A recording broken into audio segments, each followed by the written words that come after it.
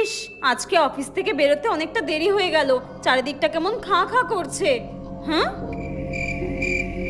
এত রাতে এই ফাঁকা রাস্তায় কে দাঁড়িয়ে আছে? Excuse me, hello, excuse me.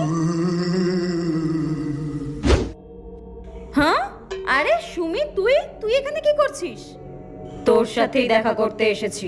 আমার সাথে দেখা করবি বলে তুই এখানে এসেছিস? তুই তো আমাকে ফোন করতে পারতিস, বা বাড়িতেও তো যেতে পারতিস। এত কথা বলার সময় আমার কাছে নেই, তোকে এটা দিতে এসেছিলাম, ধর। হ্যাঁ, ও তোর বিয়ে, কংগ্রাচুলেশনস। কিন্তু তোকে এরকম অদ্ভুত টাইপের লাগছে কেন দেখতে?